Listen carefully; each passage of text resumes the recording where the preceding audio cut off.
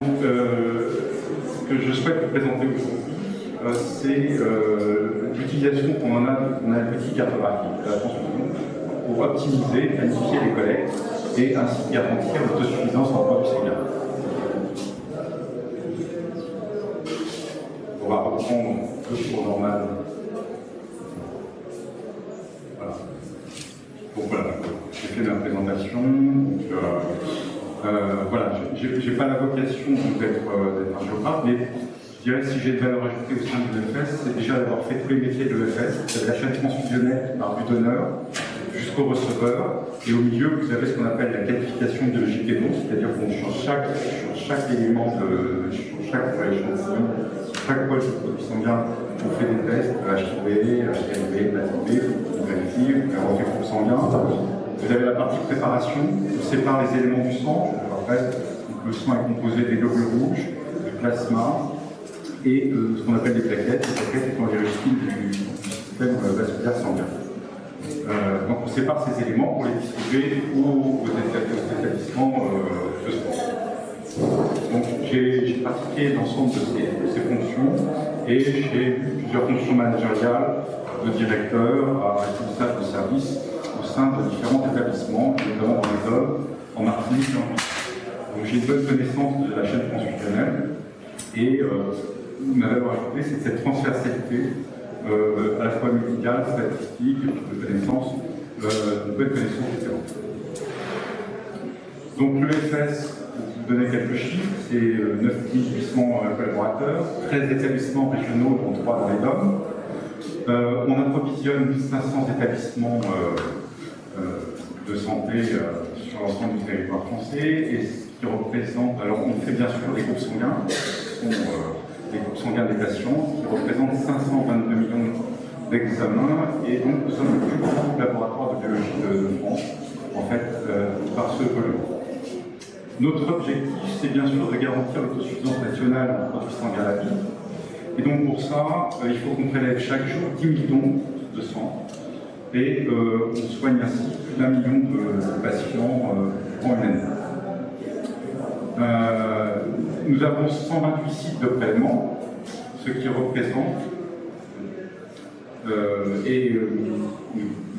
nous organisons 40 000 collectes mobiles par an. Ces 40 000 collectes, c'est important parce que c'est aperçu très rapidement ce qui a été créé, qu'il fallait être le plus près des donneurs, qu'on puisse donner. On ne fait pas venir des donneurs à nous, c'est nous qui allons aux donneurs, et donc on va organiser sur l'ensemble du territoire français des collectes mobiles. Nous avons 7 plateaux de qualification biologique de dons et 9 de préparation. Donc, à côté de ça, nous avons aussi des politiques de recherche ambitieuses. Nous avons plusieurs laboratoires de recherche, et on a aussi des centres de santé où on pratique notamment des CDI, des échanges plasmatiques. Et notre modèle économique est basé sur la cession des poches, c'est-à-dire quand on vend des poches, on gagne beaucoup, quand on en vend moins, on gagne moins. Aujourd'hui, après on a connu en 2007-2008 une augmentation d'activité importante, aujourd'hui on est plutôt sur un plateau. On dira. Donc le projet, alors je vais vous présenter en fait plusieurs projets, voilà, j'en ai pris 5 pour lesquels j'ai utilisé la cartographie. J'aurais pu en prendre beaucoup plus, parce que voilà, ils sont par dizaines, à la fois sur la partie médicale, mais aussi sur la partie ressources humaines, sur la partie organisationnelle des équipes. Enfin, voilà, la cartographie m'a servi depuis, j'utilise depuis 10 ans. Voilà, j'avais commencé en 2008. Alors comme beaucoup d'entre vous, j'avais commencé à regarder Géoclip, des éléments gratuits sur Internet, et puis très vite, j'ai eu l'occasion de rencontrer, grâce à des collègues de Pyrénées-Méditerranée, articles. Et c'est vrai que c'est un outil qui correspondait tout à fait à ce que j'attendais, aux besoins, on en avait en tout cas en discussion. Et je suis devenu assez addict à l'article, c'est vrai, parce qu'on pouvait y passer toutes les heures. Ça donne un aperçu assez intéressant de ce que peut être ce type d'outil. C'est simple d'utilisation, pour quelqu'un qui n'est pas géographe. Et voilà, on l'a utilisé largement depuis 2000. Alors pourquoi on est venu à utiliser ce type d'outil? C'est en 2006 et 2008, on a observé une forte augmentation d'activité qu'on n'avait pas du tout prévu. Donc il nous a surpris, qui a un peu, nous a mis un petit peu en difficulté parce qu'on n'était plus en mesure de garantir l'autosuffisance. C'était devenu difficile de garantir l'autosuffisance en besoin en produits standards. Ça c'est une première chose. En plus, donc, on élève beaucoup en milieu rural. C'est vrai qu'on a énormément de collègues en milieu rural qui marchent très bien. Sauf qu'aujourd'hui, les donneurs sont de plus en plus sur la partie urbaine. C'est vrai que ça complique beaucoup les collègues de mobile, parce que, d'une part, il n'y a pas d'association des écoles de donneurs en milieu urbain. Vous connaissez ça si vous habitez dans une grande ville. Les gens se déplacent de leur domicile jusqu'à leur lieu de travail et il faut arriver à égalité entre leur domicile et ou sur leur lieu de travail. Entre leur domicile et le travail ou sur leur lieu de travail. Donc ça demande une étude assez poussée en termes de géomarketing, et c'est ce qu'on fait notamment. Là, on a commencé un travail en Île-de-France où ils ont des grosses difficultés pour être autosuffisants. Aujourd'hui, l'Île-de-France n'est pas autosuffisante et il faut garantir. Voilà, c'est les EFS de province qui garantissent son autosuffisance. Donc on travaille aujourd'hui sur des problématiques parisiennes qui sont très différentes de ce qu'on connaît en province. Et là, on est plutôt en mode exploratoire pour essayer de trouver des solutions, au moins qui, sinon atteindre l'autosuffisance, au moins qui puissent pérenniser leur des années sur le voilà, un des points, je dirais que sur la partie cartographie avec Arctic, il n'y a aucun souci. C'est-à-dire que c'est un outil simple d'utilisation, même pour quelqu'un qui n'est pas géographe, géomaticien, rencontre très peu de difficultés. La grosse difficulté, c'est plutôt, comme vous savez, c'est le data management en amont, où il faut qu'on ait des données fiables et facilement géopédables, notamment l'adresse des donneurs, puisqu'on va jusqu'à l'essence de l'adresse des donneurs. Et c'est vrai qu'on a la chance, depuis quelques années, depuis 2006-2007, d'avoir une base unique. Alors, on avait des bases régionales qui étaient un peu hétéroclites, avec des systèmes logiciels qui étaient différents. Et aujourd'hui, on a une base nationale avec des renseignements d'adresse qui sont très rigoureux, ce qui nous permet de faire un géocodage rapide et simple. Et alors, une des forces de carte données, parce qu'on utilise, on utilise d'autres outils à l'EFS. Ma prédilection est sur carte données parce qu'il y a ce outil de géocodage intégré qui n'a pas forcément dans toutes les solutions. C'est vrai que c'est un gros avantage quand on veut travailler vite et rapidement sur ces données. Oui, parce qu'entre parenthèses, on a souvent des demandes. Donc je travaille à un niveau régional, je suis directeur du site de Vendée, mais aussi au niveau national, où j'anime une cellule géomatique. Où il peut y avoir des demandes, voilà, on demande des choses, toujours pour le lendemain, et il faut répondre assez rapidement à des stratégies sur les donneurs ou sur d'autres sujets. Bien sûr, oui, alors, et Georges-Antoine l'a dit, le gros avantage aussi sur la donnée, c'est toute la partie statistique. C'est vrai que c'est très intéressant de pouvoir annoncer des chiffres avec un peu de solidité statistique, ou d'exploratoire comme la CP, les corrélations que j'utilise largement et qui donnent de la solidité à l'analyse. Donc voilà, utilisation d'articles, je l'ai dit, depuis 10 ans, sur la forme desktop et desktop, et puis plus récemment sur sa forme online. Le temps de mise en œuvre, vous savez, c'est très rapide. En 2 jours de formation, on sait utiliser l'outil. Et le tâche de chargement des données et du logiciel prennent moins de 30 minutes. Et on n'est pas obligé de faire appel à nos informaticiens qui mettent un peu de temps à répondre et qui ne sont pas toujours dans l'écoute de ce qu'on dit.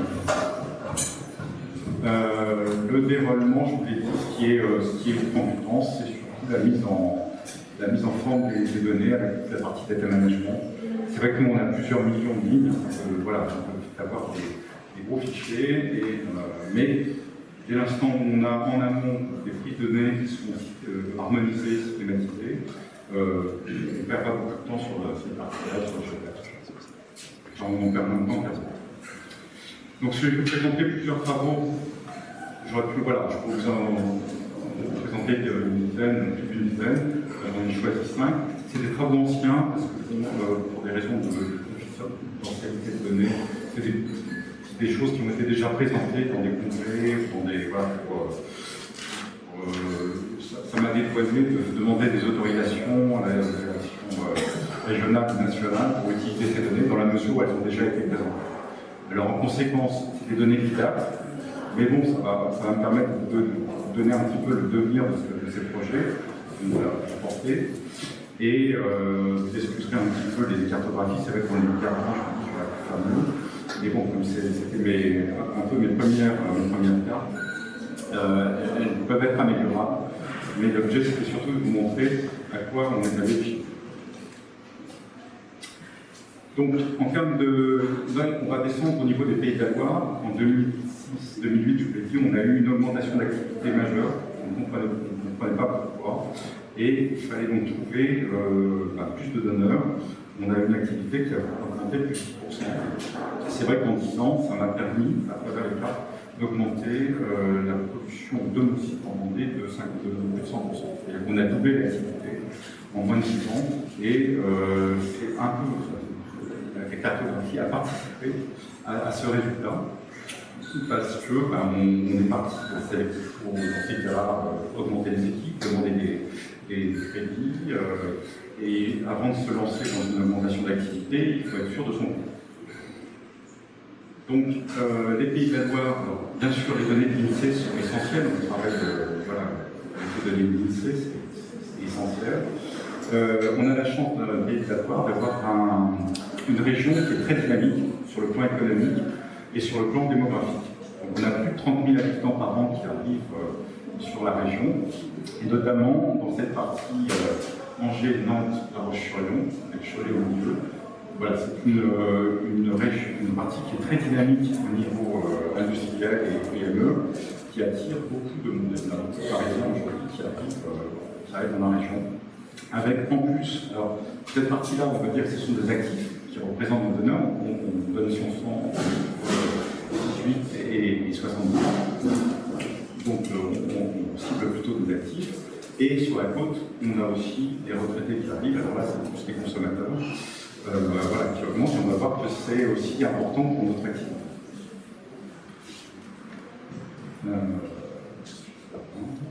Alors, justement, donc, on s'est posé la question, alors là, on n'est pas sur la partie donneur, on est sur la partie receveur, sur les patients. On s'est posé la question, mais pourquoi on a cette augmentation?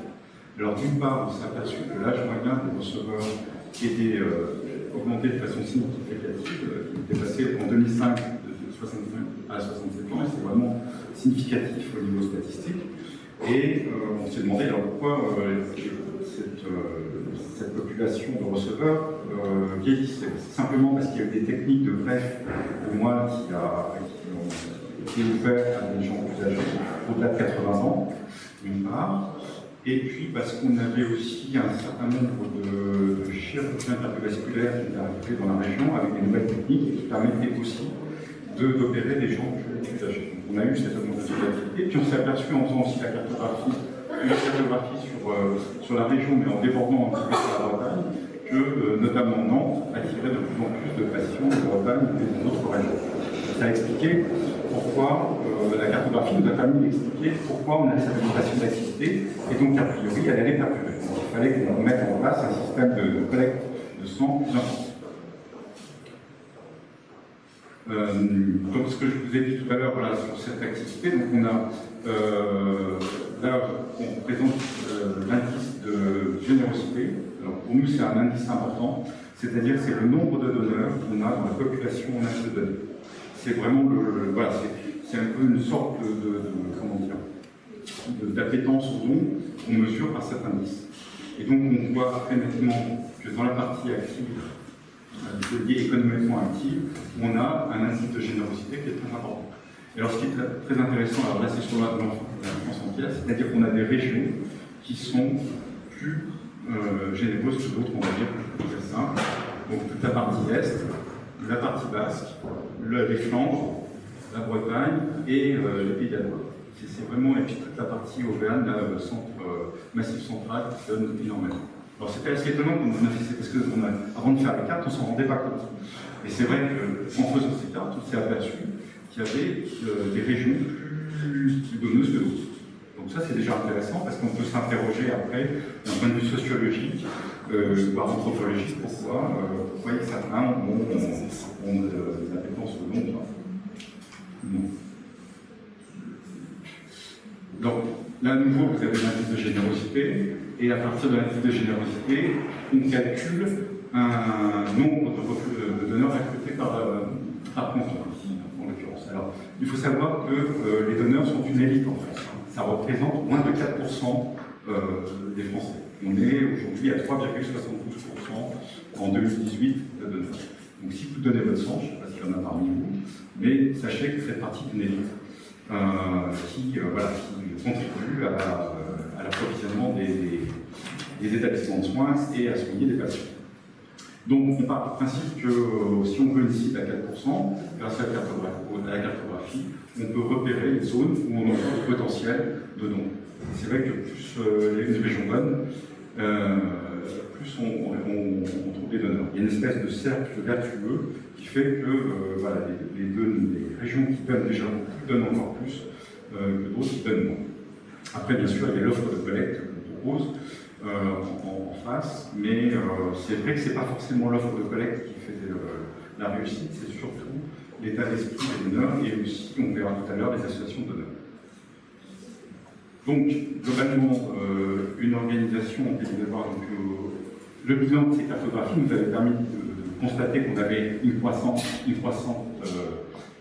démographique importante, une augmentation soutenue des délivrances de produits sanguins parce qu'on a un vieillissement de la population et des douleurs techniques chirurgicales et de greffe de moelle.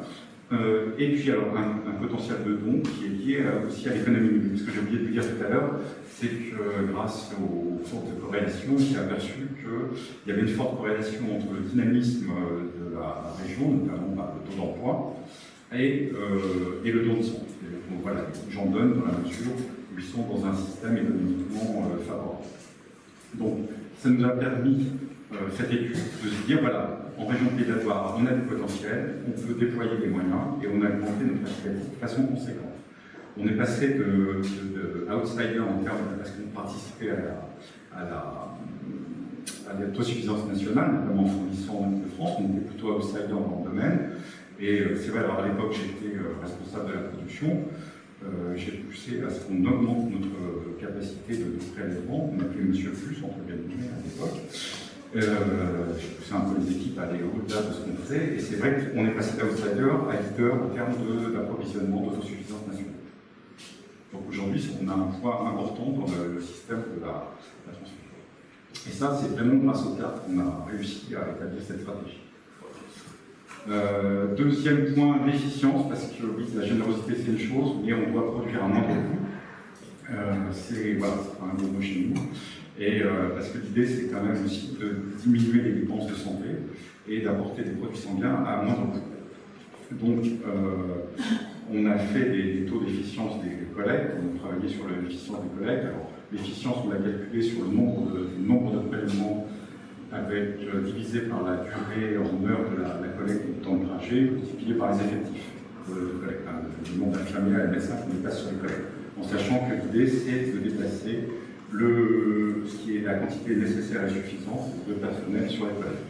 Après on divise par les outils de carte de données, on divise, on prend des ratios, ceux qui ont des ratios d'efficience élevés, ceux qui ont une efficience moyenne et une efficience faible. Et on cartographie. Alors ce qui est intéressant, voilà, là vous avez des collègues qui ont une efficience améliorable, on va dire. Donc voilà, notamment sur la Mayenne, sur la Sarthe, on avait des collègues qui méritaient d'être améliorés.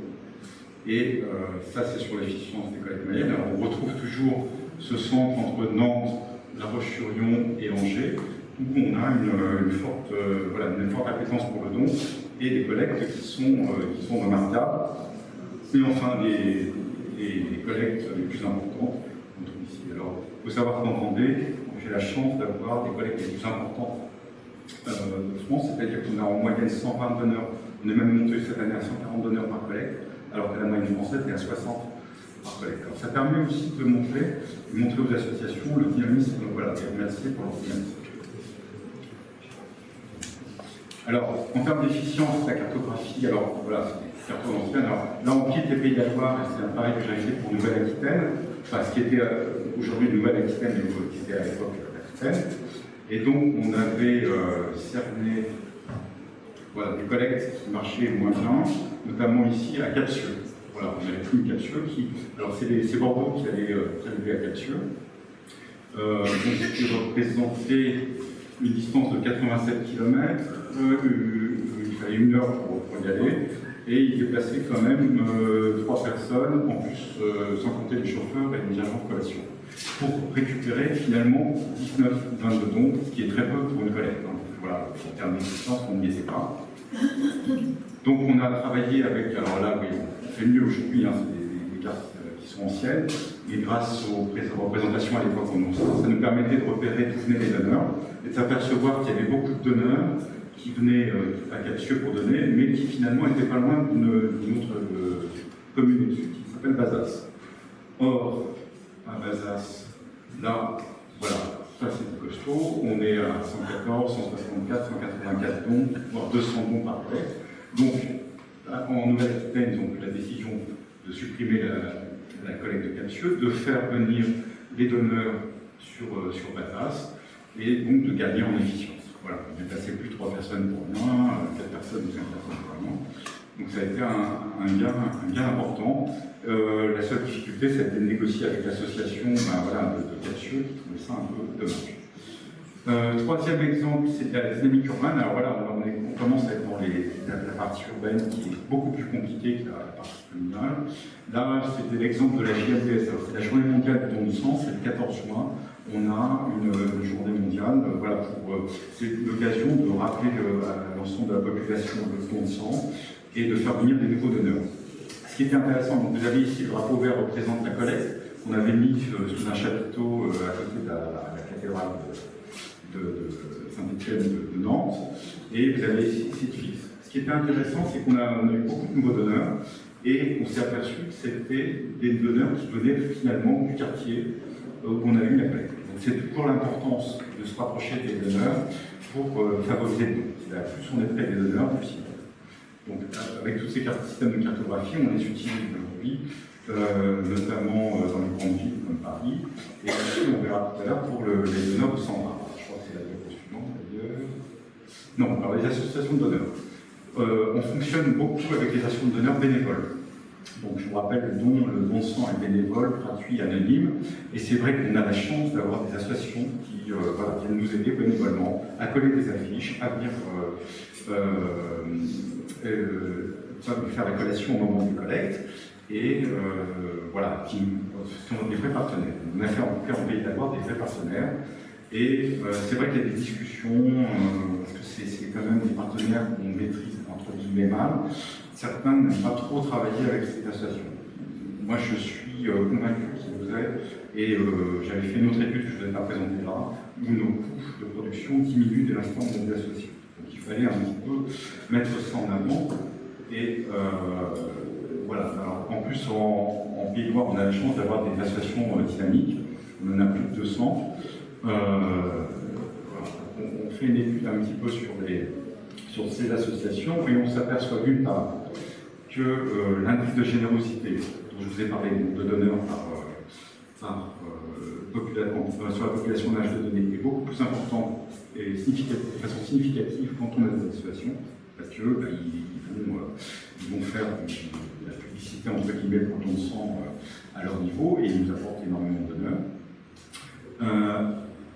L'indice de fidélité est aussi augmenté par la présence d'associations. Et c'est vrai que c'est grâce aux cartes qu'on s'en est aperçu. Et cet indice de fidélité, c'est le nombre de donneurs connus sur la population d'âge de donner. Donc c'est le nombre de fois que vous donnez. Voilà. Parce que c'est pas tout d'avoir des nouveaux donneurs, il faut aussi les fidéliser pour que ça puisse faciliter le don de sang. En revanche, et ce n'est pas une surprise, l'indice de conquête, c'est-à-dire le nombre de nouveaux donneurs, n'est pas forcément favorisé par les associations. C'est plus les événementiels comme la JMDS ou d'autres événements qui nous amènent des nouveaux donneurs. Mais c'est les associations qui finalement nous permettent de les fidéliser. Et donc, ce qui est vrai sur les Pays de la Loire, c'est aussi vrai sur l'ensemble de la France. L'indice de générosité, au point jaune, vous présente les associations, et vous avez l'indice de générosité, plus c'est foncé, plus l'indice de générosité est important. Là, bon, je ne veux pas mettre de corrélation, mais on a une vraie corrélation entre la présence d'associations et l'indice de générosité. Sachant qu'une corrélation, il n'y a pas forcément de cause à l'effet, mais il y a un lien fort entre les deux. Donc ça a été présenté au congrès de l'association de la Fédération à Nantes en 2015. C'est vrai, c'était une façon de les remercier, ils étaient très contents de cette présentation de carte. Alors, la cartographie, je pense que vous en êtes convaincus, c'est un outil formidable de communication et j'avais le malheur de faire ça aussi avec mes associations ADN en montrant qu'il y avait des endroits où on avait encore du potentiel et tout de suite ils pouvaient créer des collectes. Donc je les ai arrêtés parce qu'on n'avait pas les moyens de suivre pour donner à l'aide. Voilà. Ça enlève enthousiasme. Et au niveau des équipes aussi, hein, ça permet, là ce qu'on fait sur Paris, on a créé une série de géométrie, notamment justement une carte de données, hein, et c'est vrai qu'on a des discussions très riches avec les équipes qui, dès l'instant où on leur montre un peu la situation, essaient de trouver des solutions pour améliorer l'efficience, pour récupérer les donneurs, ça alimente les donneurs. Dernier exemple, c'est le recrutement de donneurs de sang rare, parce qu'on a la problématique de l'autosuffisance quantitative, mais aussi qualitative. Donc, bon, les groupes de sanguins, vous les connaissez, O, A, B, AB. En fait, ça, c'est un groupe sanguin, on en a plus de 40 sur les groupes sanguins. C'est plus compliqué que ça. Et notamment, il y a une différence en termes de groupes sanguins en fonction des populations. On a la difficulté aujourd'hui à Paris d'avoir une population qui est très importante, qu'il faut transfuser à un moment donné, surtout avec la drépanocytose. Et c'est vrai que les groupes sanguins des Caucasiens ne correspondent pas à ceux des Africains. On a notamment ce qu'on appelle, nous, dans notre jargon, le OR0 ou RH1, -2, 4, 5, c'est -3, c'est une espèce de O négatif qui est positif. Alors, je ne vais pas vous faire un coup, parce que là, ça ne va rien imaginer. Faites-moi confiance, c'est-à-dire qu'on a un besoin en sanguin, et c'est vrai que pour parfois être transfusé, on est obligé d'utiliser des O négatifs, on préfère réserver aux urgences vitales. Donc, vous voyez la répartition, c'est -2, -3, essentiellement africaine et en Amérique centrale. Et on a aujourd'hui, ça c'était un papier qui a été fait par un collègue à Chartudy en 2000, mais c'est toujours vrai, donc on a une inadéquation entre la population de receveurs et celle des donneurs. Alors, je vous ai dit, donc j'avais travaillé en Martinique, quand j'ai travaillé en Martinique, j'avais peur justement de dire qu'on va se retrouver dans un place thérapeutique avec des drépanocytaires, en fait pas du tout. Parce que comme la population de donneurs correspond à la population de receveurs, on n'a pas de difficulté là. En revanche, en région parisienne, c'est différent, surtout que ce n'est pas des populations qui sont très sensibles au don du sang, ils font plutôt du don de sang familial, intrafamilial, où voilà, ils ne sont pas forcément sensibilisés à la problématique du don de sang. Donc, encore une fois, la cartographie nous permet, alors là je reste à un niveau très macro foncé, mais on peut descendre au niveau de l'iris, au niveau des quartiers, ce qui nous permet d'organiser des collectes sur les quartiers d'intérêt. Et donc, on voit ce pourcentage, là on est chez les donneurs, au CR0 sont vraiment présents sur la région parisienne, sur la région PACA. Donc c'est là où il faut cibler nos collectes d'intérêt. Et puis, encore une fois, là, c'est les cours de corrélation de cartes de données. On les a corrélés avec la part des étrangers qu'on a trouvé sur l'ANSSI, donc on a une corrélation qui est parfaite. Donc on sait voilà, que quand on cible PACA et de France, on va trouver ces donneurs de OR0. Alors, c'est important de le savoir parce que c'est des collectes qui nécessitent plus de moyens et voilà, on a besoin de campagnes spécifiques. Alors, voilà, on a essayé d'en faire une en Vendée, on s'est complètement planté, on a eu 2 donneurs sur une association congolaise, on n'a pas réussi à la partie, ils ont plus de chance. Et notamment, il y a mon collègue, le directeur de PACA, Jacques Caroni, qui a fait une étude intéressante sur les Comoriens, sur les populations comoriennes. Et ils essaient de définir des systèmes de recrutement particuliers spécifiques. Donc voilà, ça aussi, c'est vraiment, la cartographie permet de visualiser ça.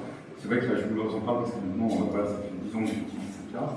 Avant, on n'avait pas cette visibilité et on pouvait définir des stratégies pertinentes. Donc, voilà, on m'a demandé voilà, le facteur clé du succès, ben, c'est un objectif clairement établi.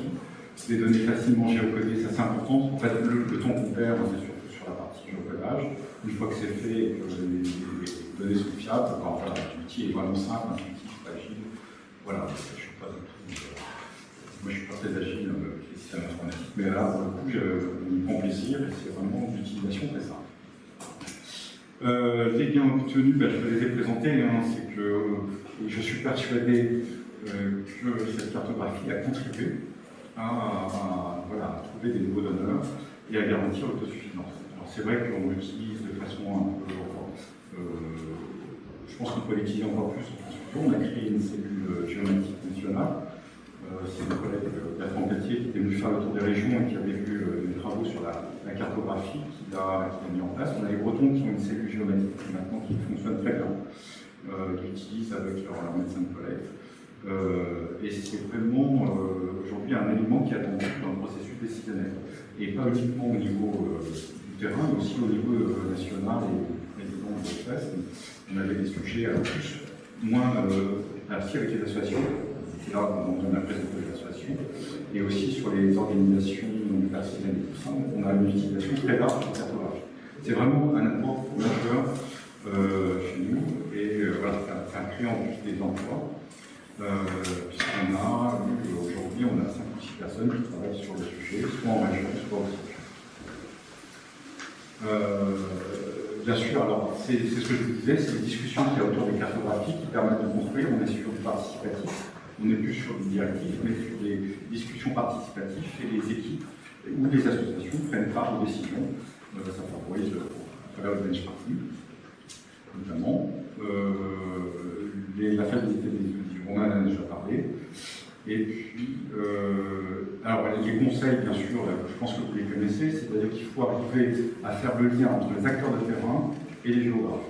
C'est vrai que moi, comme j'ai un peu les deux casquettes, ça me permet de faire le lien. Mais les difficultés qu'on rencontre, et là on l'a vu en Île-de-France, bon, c'est pas une difficulté, mais voilà, ça prend quelques semaines, quelques mois, pour faire comprendre aux équipes de terrain, médecins, organisateurs de collecte, marketeurs, à quoi sert la cartographie, qu'est-ce qu'elle peut leur apporter, et aux équipes de géographes, il faut leur faire connaître le métier et voir dans quelle mesure ils peuvent apporter une valeur ajoutée. Donc ça c'est la partie, voilà.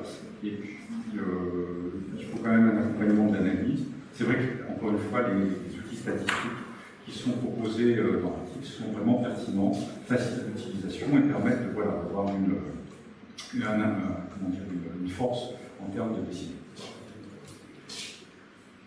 Voilà, je suis dans les temps. Je termine parce que j'avais bon, après on a les questions. Voilà, quelques cartographies de sociologie, je ne sais pas si c'est le même temps.